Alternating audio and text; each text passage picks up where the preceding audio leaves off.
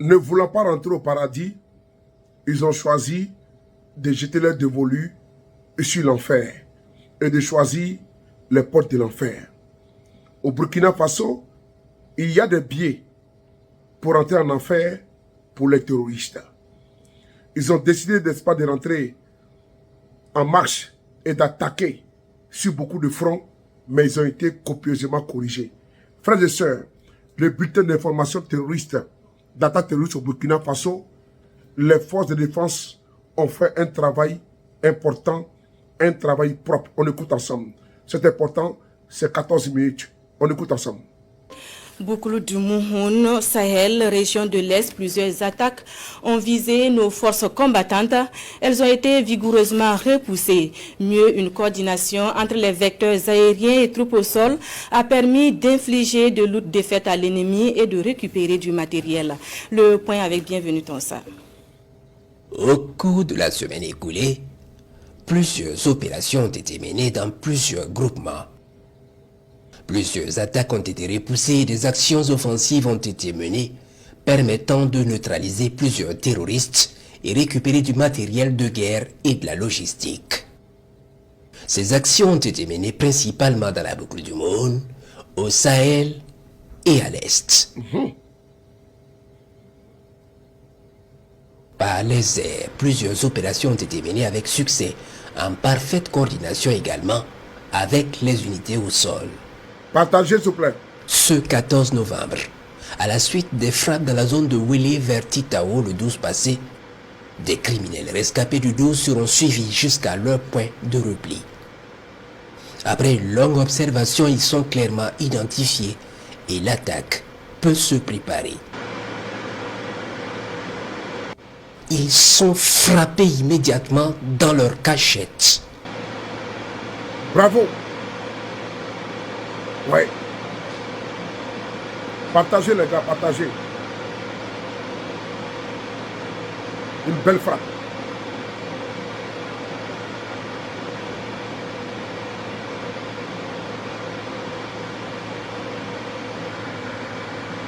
Les autres criminels rescapés autour vont prendre la fuite dans tous les sens.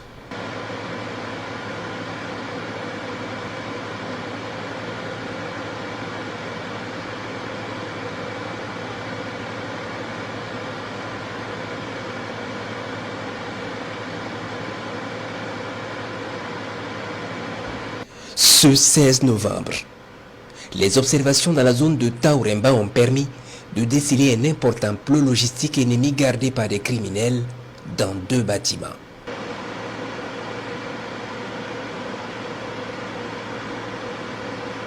La position est verrouillée, puis frappée efficacement.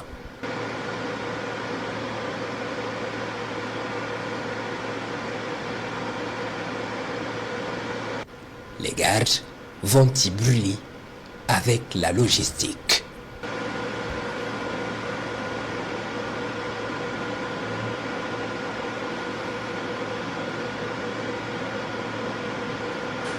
Ce 17 novembre, Partagez les gars, partagez. les observations ont permis de déceler plusieurs criminels à moto sur une position dans la zone de Titao. Ils sont minutieusement observés dans de grandes touffes et font des va-et-vient. C'est bien une base.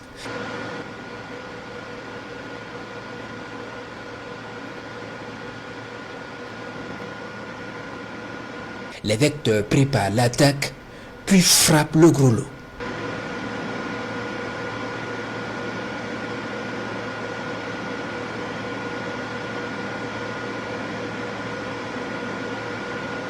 Les rescapés fuient puis essaient de revenir récupérer du matériel ou sauver leurs camarades blessés.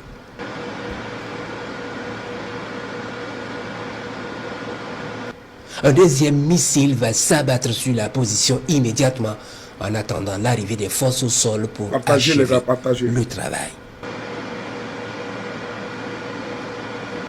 Les bataillons Tienga et Tigre vont immédiatement investir les lieux pour achever le travail et récupérer du matériel encore Bravo. utilisable.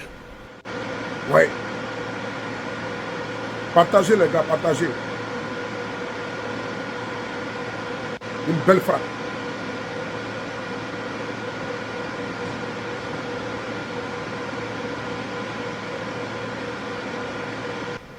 La base est complètement détruite.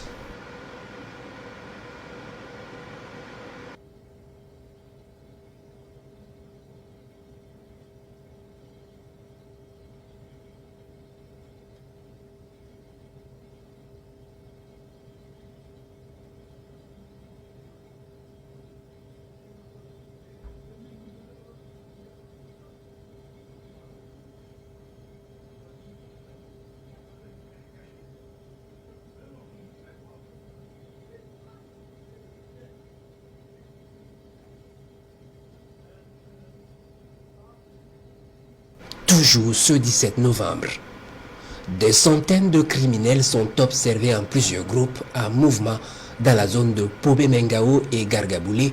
Ils cherchent à s'installer. Ils ont des mouvements dissuasifs et se croisent sans arrêt dans leurs mouvements pour brouiller les observations. Ils sont suivis.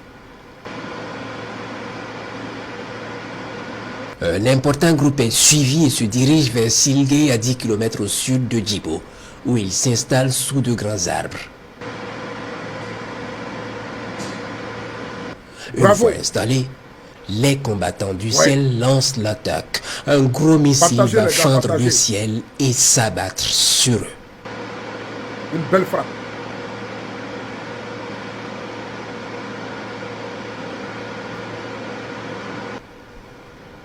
En plein dans le mille, ils vont brûler avec leur logistique et les flammes incandescentes sont visibles depuis le ciel dans cette nuit.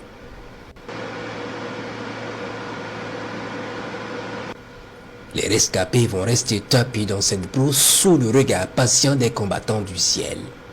Le lendemain, 18 novembre, croyant le danger éloigné, ils sortent de leur cachette, se reconstituent et redescendent vers Gargaboulé sous le regard des combattants du ciel. Ils sont minutieusement suivis. Ils s'engouffrent dans une petite forêt et s'installent. Ils se croient sauvés. Pourtant, un puissant missile est en vol vers eux. Ils y sont frappés immédiatement.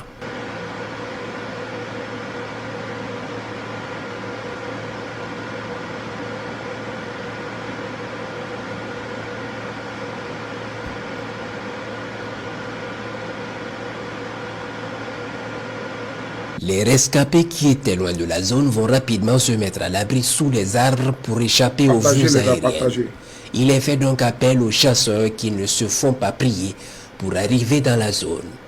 Ils vont traiter efficacement ces criminels dans leur cachette. Aux environs de 16 heures ce même jour, un groupe qui s'était réfugié à Pobé-Mengao, ne sachant quoi faire, décide de sortir de sa cachette et fuir vers l'est. Le groupe est suivi dans son mouvement et passe vers Namisigia au sud de Djibo, puis se dirige vers Tidialé à 15 km de Bourzanga. Le verger sous lequel il s'installe est immédiatement verrouillé, puis frappé violemment.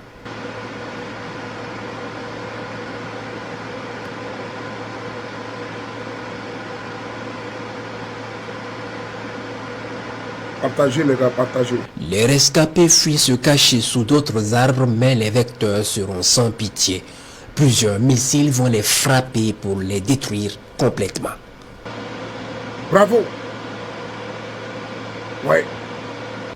Dans le même temps, Partagez, ce les gars, 18 novembre, partagez. il est 17h lorsque les combattants du ciel en recherche dans la zone du Sahel repèrent une colonne de criminels dans la zone de Seba. Ces criminels sont suivis jusqu'à un verger où ils s'installent tranquillement. Puis, non loin d'eux, un autre groupe de criminels est repéré dans une école abandonnée tranquillement installée et vacant à leurs occupations funestes. L'attaque des deux groupes est préparée simultanément par les vecteurs. Un premier vecteur va foudroyer le groupe de l'école efficacement.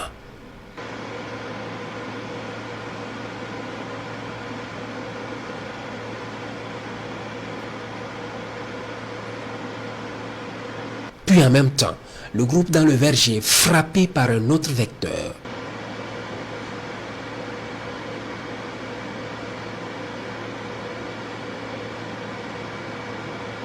Ils brûlent avec leurs moyens.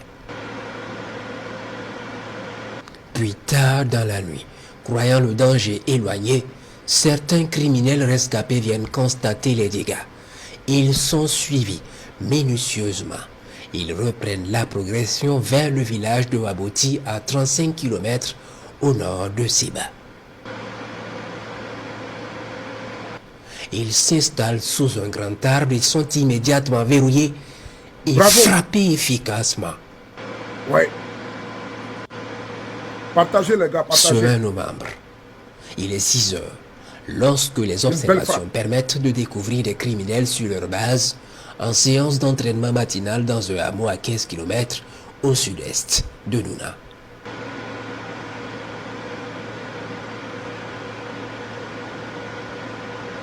Les combattants du ciel décident de leur apporter plus de chaleur en ces temps de froid matinal et ils sont immédiatement servis.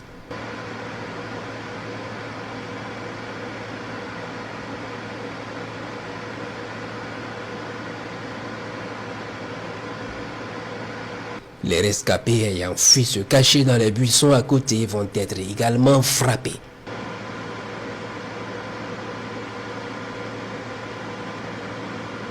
Quelque temps plus tard, d'autres criminels sont envoyés dans la base pour constater les dégâts et essayer de ramasser ce qui peut être récupéré. Ils sont suivis dans leur ratissage.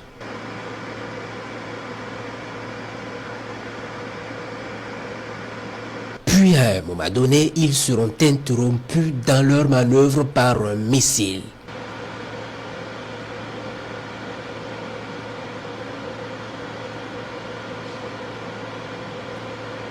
Et nos unités au sol vont immédiatement arriver sur la position et achever le travail.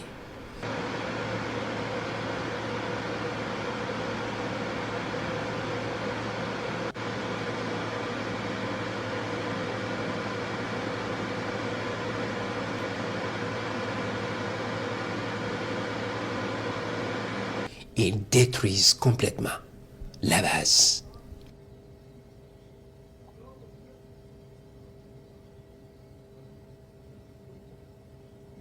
Ce 21 novembre, toujours dans la zone de Poubé-Mengao, les observations ont permis de repérer une réunion de cadres criminels dans le village de Kobo.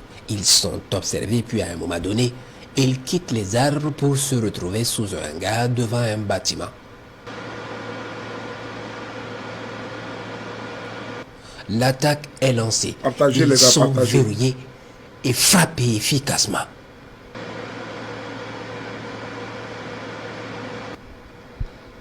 Ils vont cramer dans les flammes. Bravo. Ouais.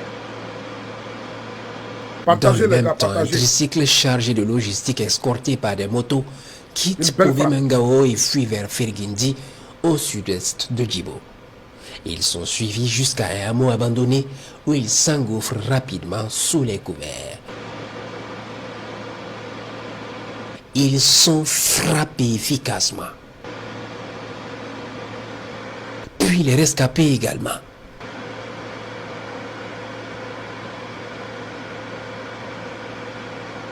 Dans l'après-midi de ce 21 novembre, il est 17h10, lorsque les vecteurs aériens sont alertés d'une attaque criminelle contre le village de Doualigou à l'est.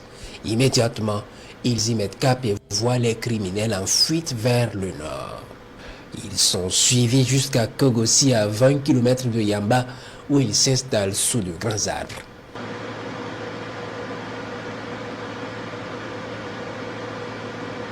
Se croyant sauvé, le gros loup est verrouillé immédiatement et frappé.